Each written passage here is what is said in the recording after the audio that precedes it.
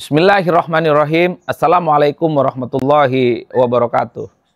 Kali ini saya mau bicara tentang bagaimana ceramah Anies Baswedan yang dilakukan di Masjid UGM beberapa waktu yang lalu itu cukup viral dan membuat pergunjingan publik yang tidak berkesudahan.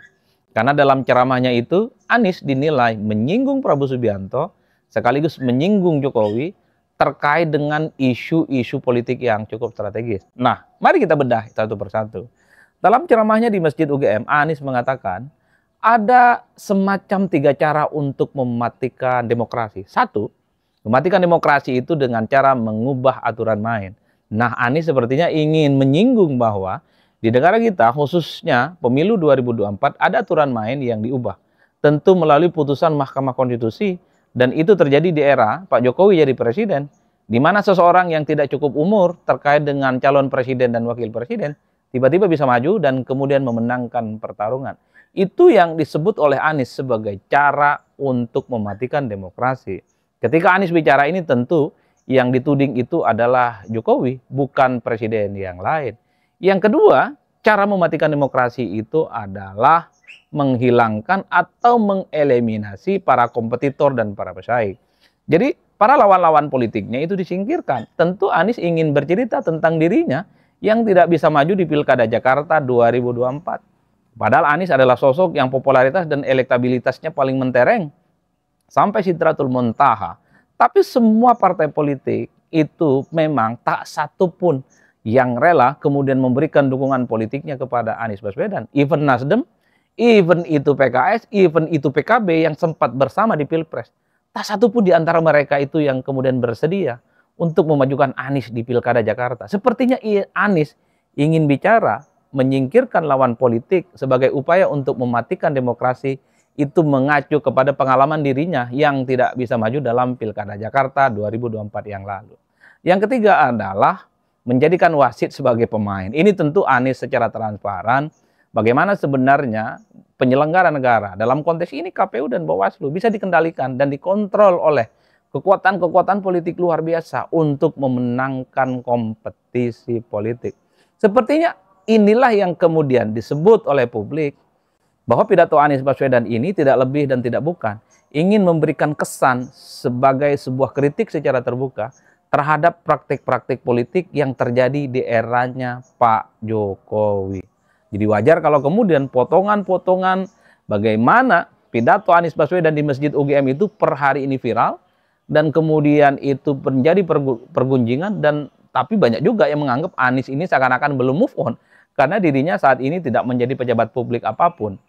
Tapi terlepas dari itu, ketika Anies menyebutkan 3 cara untuk membunuh demokrasi, itu adalah dengan cara memberikan kritik secara terbuka kepada Pak Jokowi. Itu kritik kepada Pak Jokowi. Nah, yang kedua, dalam ceramahnya di Masjid UGM itu, Anies juga menyinggung bagaimana terkait dengan pendidikan. Kata Anies, pendidikan itu bukan hanya soal makan bergizi gratis.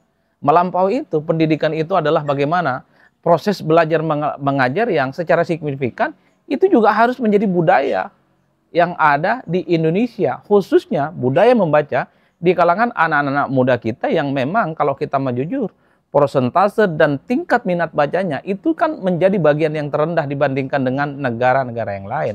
Jadi wajar kalau kemudian pidatonya Anies ini dianggap oleh publik sebagai upaya untuk mengkritik bagaimana kebijakan program makan bergizi gratis yang dilakukan oleh pemerintah saat ini, dalam hal ini adalah Prabowo Subianto, itu dinilai terlampau simplistis dan bukan satu-satunya solusi untuk menyelesaikan persoalan pendidikan di Indonesia.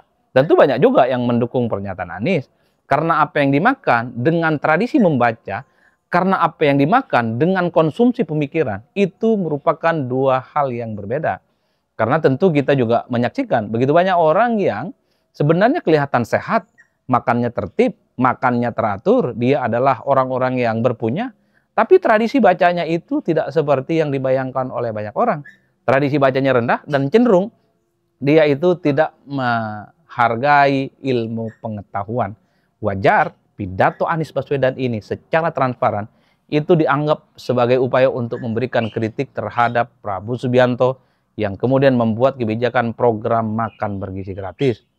Justru banyak juga yang kemudian membuli Anies itu dinilai sebagai orang yang gagal move on kala Pilpres dan kerjanya adalah menyerang Jokowi dan menyerang Prabowo Subianto.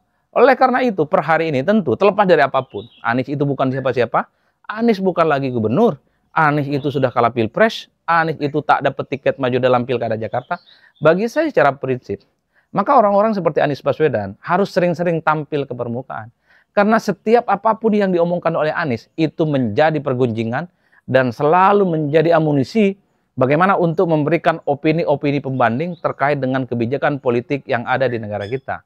Ya suka tidak suka, sekalipun Anies ini bukan siapa-siapa lagi, Anies dinilai sebagai orang yang kemudian mampu memberikan wacana-wacana kritis terkait dengan kebijakan-kebijakan apapun yang ada di negara kita. Tentu kita berharap bukan hanya Anies, orang seperti Ganjar Pranowo harus sering tampil kepada publik.